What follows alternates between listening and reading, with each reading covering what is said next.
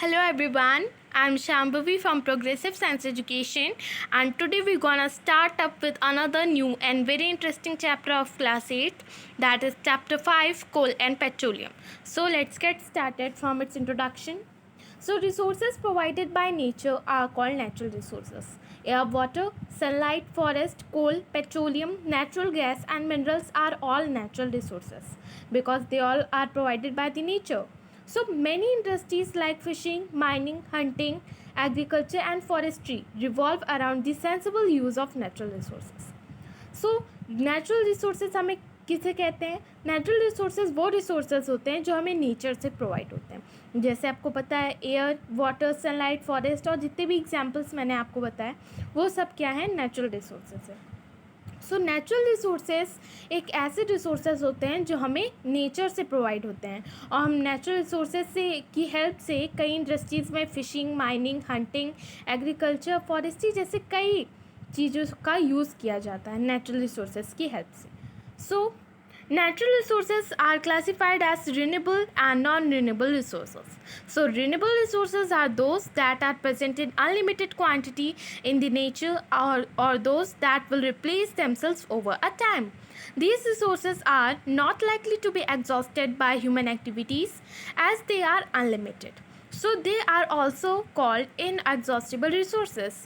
Some examples of renewable resources are air, sunlight, water, etc.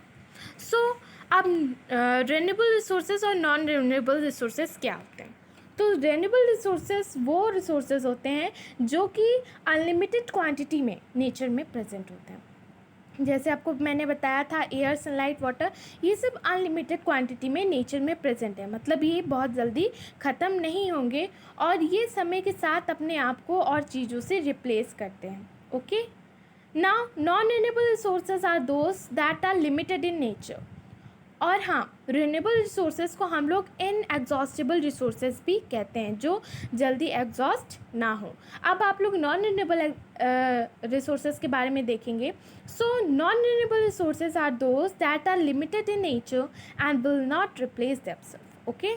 So they can be exhausted by human activities as they are limited. So ये human activities से exhaust हो जाते हैं. मतलब ये limited रहते हैं, नेचर में लिमिटेड हैं और ये बहुत जल्दी ही एग्जॉस्ट हो जाते हैं. सो ये ह्यूमन एक्टिविटीज़ पे डिपेंड करता है. अगर आप उसको ज़्यादा यूज़ करोगे तो उस टाइम से पहले ही एग्जॉस्ट हो जाएंगे और क्योंकि ये नेचर में लिमिटेड है. So they are also called exhaustible resources. इसीलिए हम लोग इसे एग्जॉस्टेबल रिसोर्सेज भी कहते हैं. As you all know, coal, petroleum and natural gas are exhaustible resources. So these are termed as fossil fuels as they are formed from the dead remain of living organisms or fossils. Studies show that the known reserve of these fuels are fast depleting. हमें ये अब पता चलने लगा, अभी कुछ scientist ने ये डिस्कवर किया है. मतलब स्टडीज़ से हमें ये पता चलने लगा है कि ये जो नेचुरल रिसोर्सेज हैं ये जो मैंने आपको नॉन रिन्यूएबल रिसोर्सेज बताए जैसे कि पेट्रोलियम, कोल, फॉसिल फ्यूल, ये समय के साथ ही बहुत जल्दी डिप्लीट हो जाएंगे. Now in this chapter we shall discuss about some exhaustible resources like coal, petroleum and natural gas. So in this chapter you will study about exhaustible resources यानी जो एग्जॉस्ट हो जाते हैं, यानी जो नेचुरल में लिमिटेड फॉर्म में nature में लिमिटेड फॉर्म में प्रेजेंट है. सो अवर फर्स्ट टॉपिक, अब मैं आपको टॉपिक्स टू बी कवर्ड बताऊंगी पहले, फिर हम लोग अपना टॉपिक स्टार्ट करेंगे. So firstly topics to be covered: coal, formation of coal, extraction of coal, coke, coal tar, coal gas, uses of coal, petroleum. So formation of petroleum, extraction of petroleum, refining of petroleum, constituents of petroleum and their uses, natural gas, uses of natural gas, compressed natural gas CNG.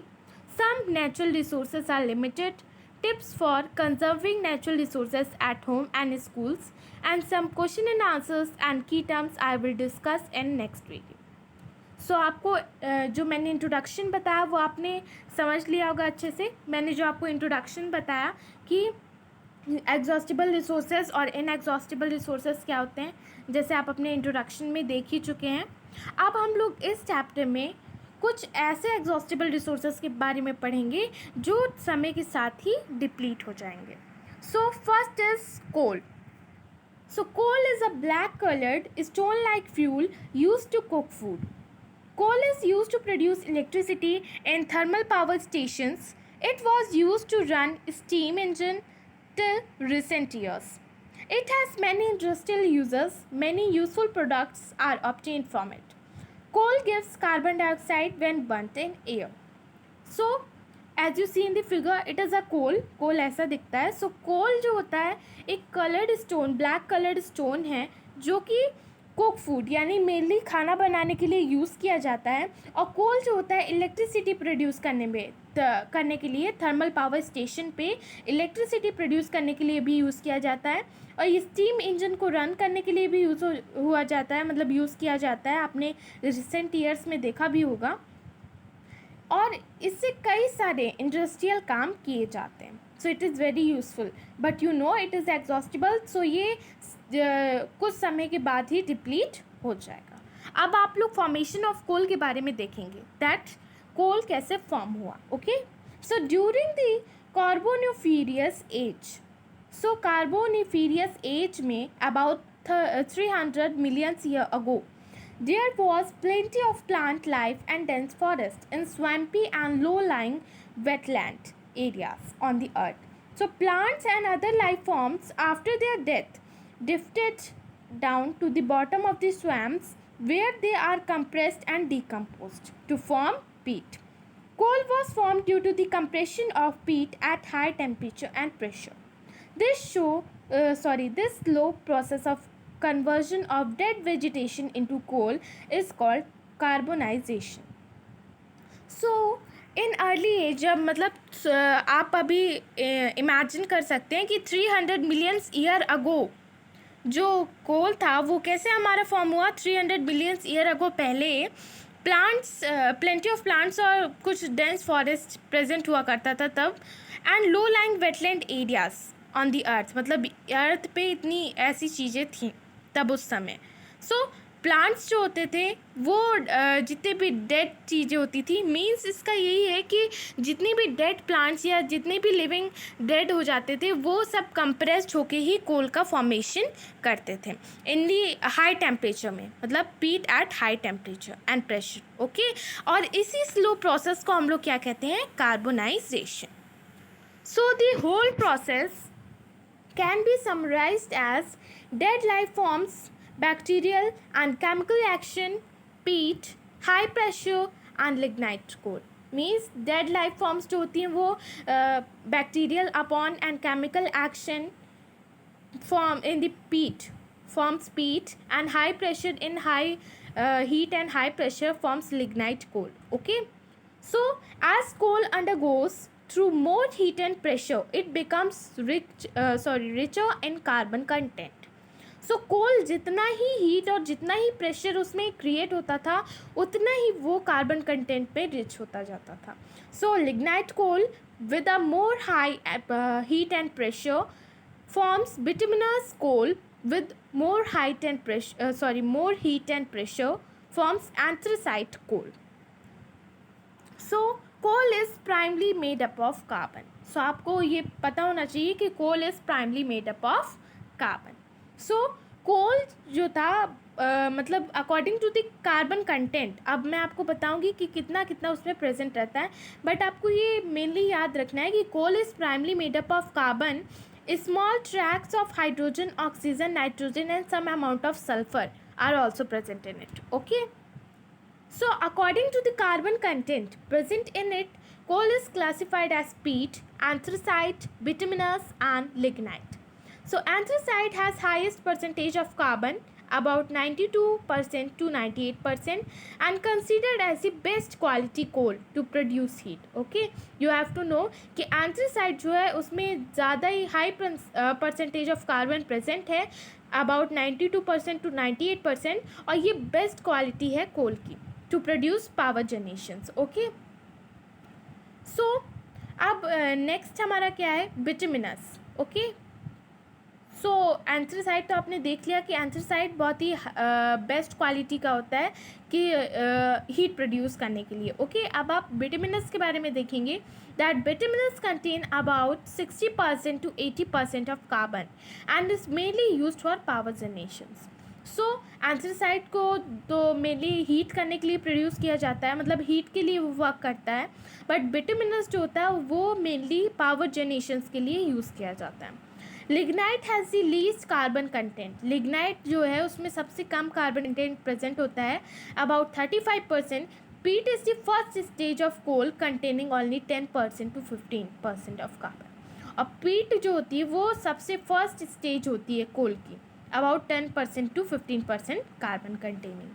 So it on burning gives out a lot of smoke. So इसको burn करने पे बहुत ही ज़्यादा smoke produce करती है।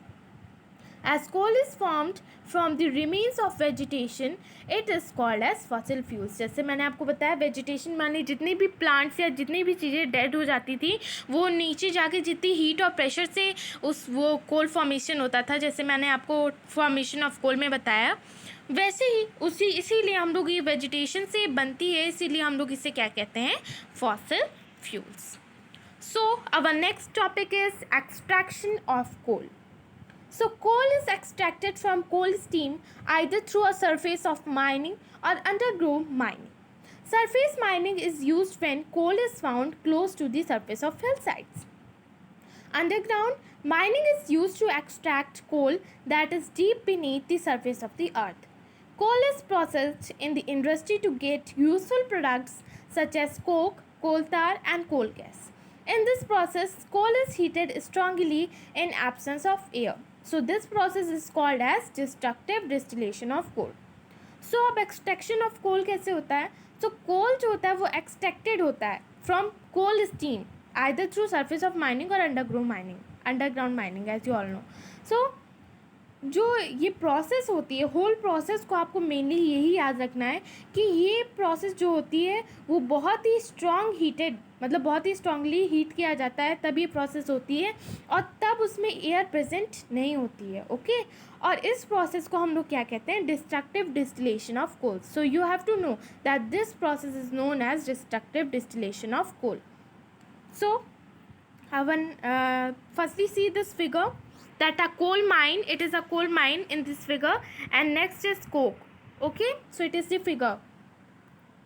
Now our next topic is coke, यानी जो आपने अभी फिगर में कोक देखा, so our next topic is coke. So coke is almost pure form of carbon. Coke जो है वो ऑलमोस्ट प्योर फॉर्म है कार्बन का। Coke is porous black substance similar to coal. So it has high percentage of carbon and very low percentage of impurities. इसमें carbon का तो बहुत ही हाई परसेंटेज है but low percentage of impurities. So it is obtained from destructive distillation of a particular type of coal. So in this process, coal is heated in absence of air, as I told you. So coke is equal to coal, moisture plus volatile matter. So coke is used as fuel. As I told you that coke is used as fuel and as reducing agents in the smelting of iron ore in blast furnace.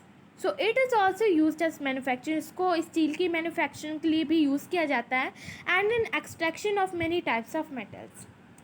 So आपको ये पता होना चाहिए कि जो भी चीज़ें destructive distillation process से होती हैं in the absence of air होती हैं, उन्हें हम लोग क्या कहते हैं, destructive distillation. Okay, so coke destructive distillation से ही होता है in the absence of air.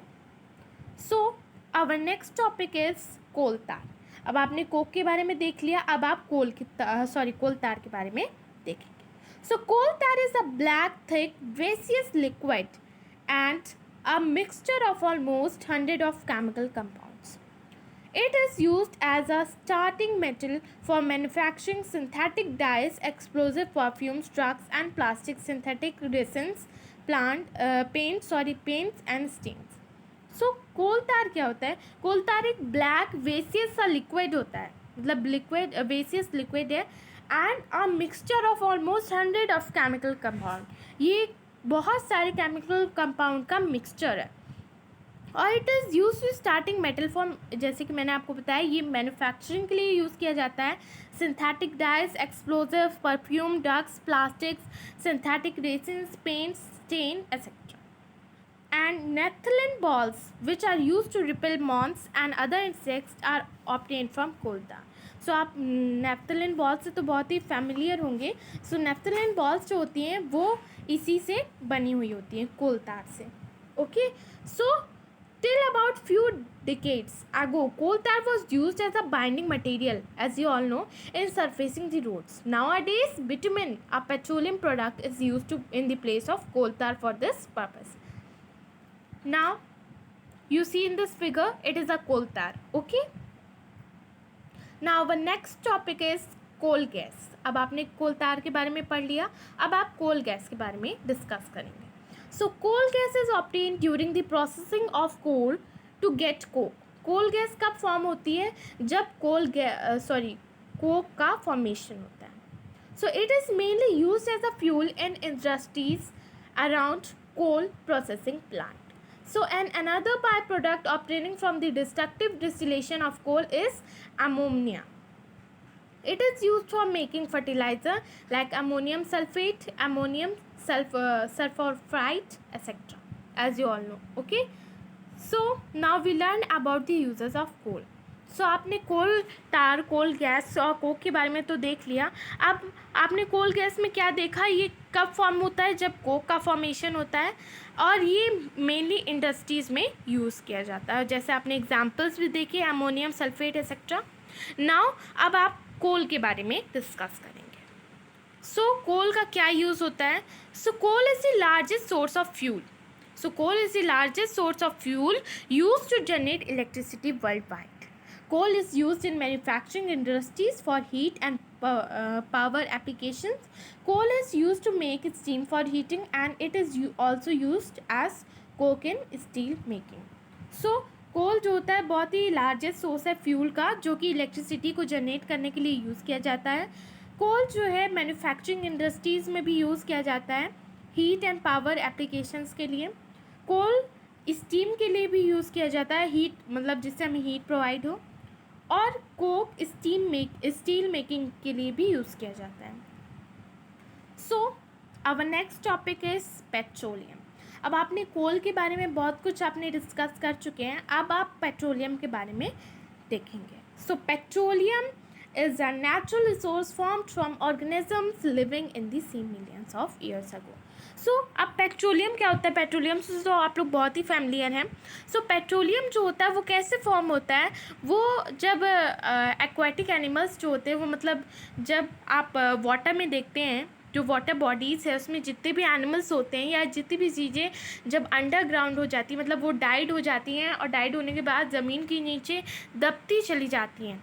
Then millions of year ago के बाद it is a dark and oily liquid mixture with a very unpleasant odor. So तब petroleum form होता है, which is a very dark and oily liquid mixture with a very unpleasant odor. Now you will see formation of petroleum. So petroleum and natural gas are formed from the compressed organic matter. Because of high pressure and temperature, that organic matter was transformed into petroleum. Since petroleum is obtained from the dead remains of living organisms, it is also termed as fossil fuels. So ये भी dead organism से बनता है, मतलब petroleum भी dead organism से form होता है, इसलिए हम लोग इसको भी fossil fuels कहते हैं.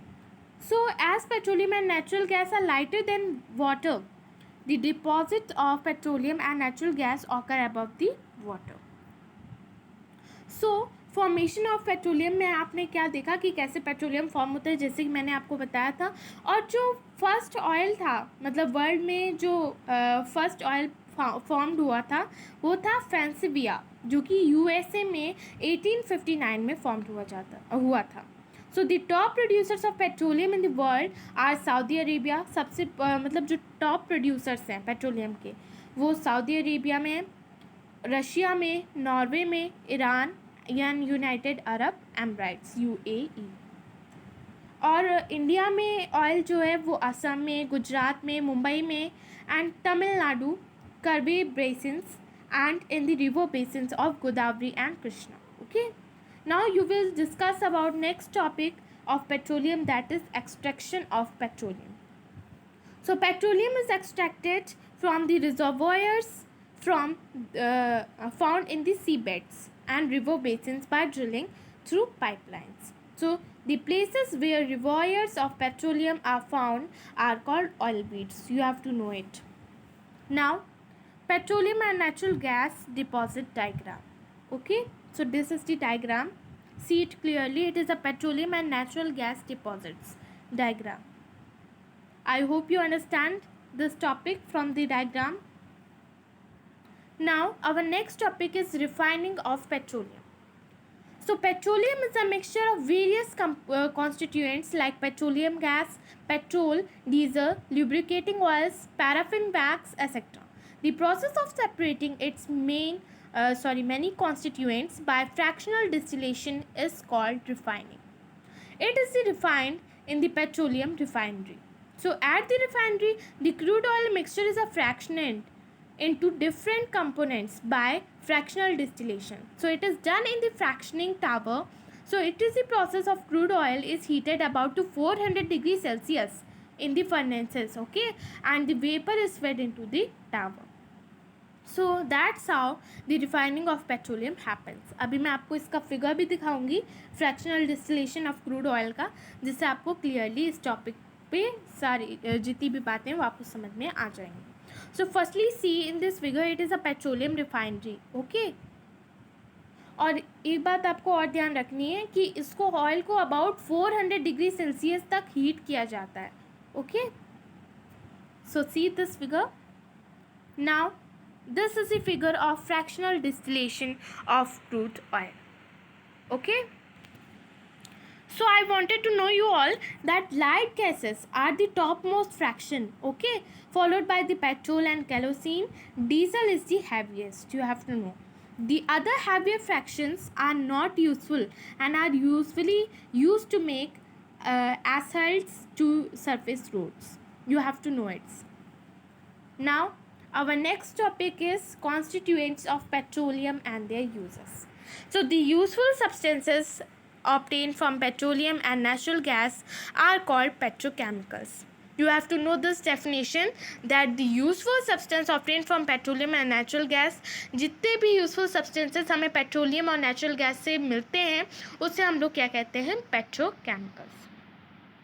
Now, the petrochemicals are used in the manufacture of detergents, polyester and nylon fabrics, fertilizer, cosmetics, polythene and other man-made plastics. Now, LPG or liquefied petroleum gas is used as a fuel for home and industries. Petrol is used as a motor fuel, aviation fuel and a solvent for a dry cleaning. Naphtha is used as a primary component in the production of fuels, gasoline. Kerosene is used as a fuel for stoves and lamps and other jet aircrafts. Kerosene, as I told you that kerosene is used as a fuel for stoves, lamps and other jet aircrafts. You have to know it, okay. आपको जितने भी मैंने chemical petroleum की uses बता रही हूँ उन सबको आपको अच्छे से लर्न करना है. Diesel is used as a fuel for heavy motor vehicles and electric generators. Lubricating oil is used for many lubricating purposes. Fuel oil is used as a fuel for ships, factories and central heating. Paraffin wax is used in ointments, candles and Vaseline. Bitumen is used in paints and also to surface roads. Thus, petroleum is a great commercial importance due to its versatile uses. So, it is also called black gold. इसीलिए हम लोग इसको black gold भी कहते हैं. You have to know. ये आपसे exams में पूछा जा सकता है that why petroleum is known as black gold. Okay, so you have to know. But it is an exhaustible resources, so it is need to be used judiciously. But आपको पता है कि ये exhaustible resource है, यानी समय के साथ finish हो जाएगा, इसीलिए हमें judiciously इसको use करना चाहिए according to the work. मतलब हमें इसे कम से कम use करना चाहिए. We can save this precious resources by following some simple steps. Use public transport, walk to cover short distances, carpooling to school and works. Okay. So our next topic is natural gas. So natural gas is another fossil fuels like coal and petroleum. It is a colorless and odorless gas in its pure form and is made up of many gases, of which methane is the important prominent. So it also contains ethane, butane and propane and a small amount of nitrogen, carbon dioxide and hydrogen sulfide and water.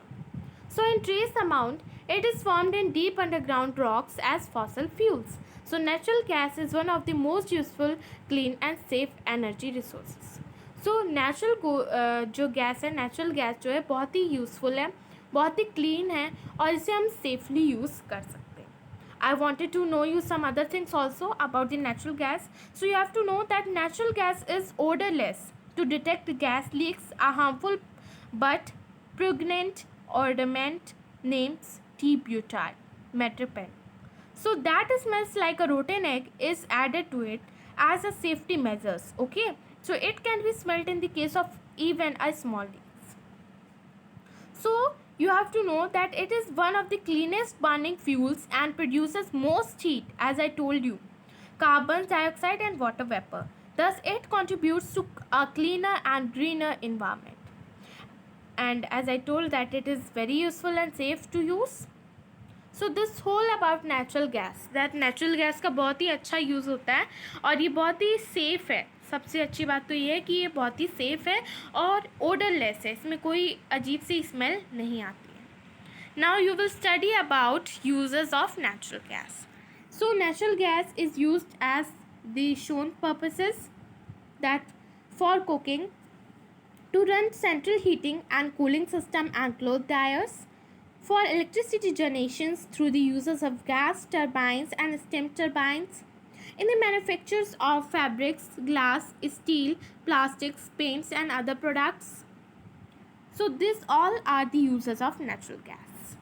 Now you will study about our next topic, that is CNG, compressed natural gas. So natural gas is compressed to a high pressure and stored in a hard cylindrical or spherical container for distribution. It is then known as compressed natural gas. जैसे आपको name से ही determined हो रहा है कि जो कि बहुत ज़्यादा कंप्रेस की जाती हो हाई प्रेशर में और हार्ड सिलेंड्रिकल में स्टोर की जाती हो, उसे हम लोग क्या कहते हैं, compressed natural gas means CNG. So CNG is also distributed to homes and industries through pipes in India, such as network of pipelines exist in Vadodara in Gujarat and Delhi. So CNG is now becoming a very popular and eco-friendly or a green fuel in other cities also. So it is an excellent fuel for transport vehicles from light duty trucks or auto rickshaw and taxi cabs to delivery vans and heavy duty vehicles like buses. So it is very useful. Okay, और इसको mainly use किया जाता है, मतलब vehicles purpose में ही mainly इसको use किया जाता है और ये अब बहुत ही पॉपुलर बन चुका है, इको फ्रेंडली भी है. Now you will learn about some limited natural resources. So petroleum, coal and natural gas are all natural resources, as you all know, but available in limited amount. So thus it is necessary to use them with care. So it's take a millions of the year to form them. As you all know कि जो petroleum है, कोल है, natural gas है, ये बहुत ही limited form में present है, इसीलिए हम लोग को इसे जब ज़रूरत हो तभी यूज़ करना चाहिए और इसे अच्छे से मतलब इसकी केयर करनी चाहिए कि हमें ज़्यादा यूज़ ना करें. और एज यू ऑल नो कि एक बार ये ख़त्म हो गई तो मिलियंस ऑफ ईयर फॉर्म करने में इसको लगेगा, ये बहुत ही देर में फॉर्म होती, बहुत ही ज़्यादा टाइम लगता है. सो अगर हम चाहते हैं कि हमारे आगे वाली जनरेशन भी इसे यूज़ कर पाए तो हमें इसे सेफली यूज़ करना चाहिए. So the rate at which they are consuming is more rapid than the rate of their formation.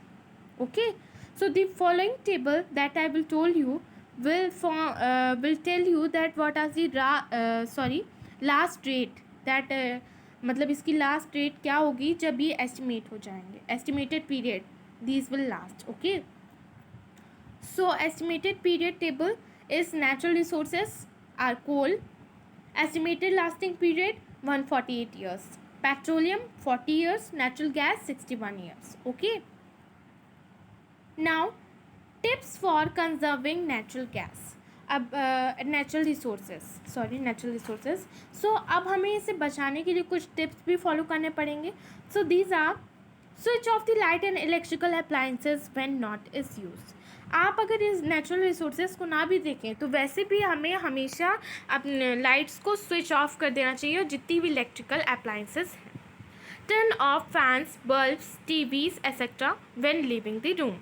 Do not let the tap run while you brush your teeth or soap your hand. Okay? Check all leaky taps. Take shorter shower. Buy rechargeable batteries and chargers for them. Avoid plastic bags and recycle your newspapers. So, पहले तो आपको ये देखना है कि जितनी भी lights और इलेक्ट्रिकल अप्लायंसेस हैं, अगर आप उन्हें यूज़ नहीं कर रहे हैं तो आप उसे ऑफ़ कर दीजिए। आप अगर रूम को छोड़ रहे हैं तो आपने जो भी ऑन किया है, जैसे आपने टीवी ऑन किया है, फ़ैन ऑन किया, बल्ब ऑन किया है, उसे आप ऑफ़ कर दीजिए। और आपको टैप जो है वो बंद कर देना है जब आप अपने टीथ को ब्रश कर रहे हैं, आप अपने हाथ को सोप कर रहे हैं, तब आपको उसे बंद कर देना है। Check all the leaky taps. आपको जितने भी टैप्स लीक कर रहे हैं उन्हें भी देखना है, जिससे पानी चूता ना रहे। और आपको छोटा ही शावर लेना है जिससे आप पानी को बचा सकें। और आपको रिचार्जेबल बैटरीज लेनी है जिससे आप उन्हें बार बार चार्ज कर सकें। और आपको प्लास्टिक बैग्स को अवॉइड करना है और न्यूज़पेपर को रिसाइकिल करना है। Okay, so thank you for watching my video, and if you all like my video, so please like, share, subscribe and press the bell icon. And if you all have any doubts regarding any question, so please tell me in comment section, and question and answer and some key terms I will give you in next video. So the end. Okay, bye bye and take care.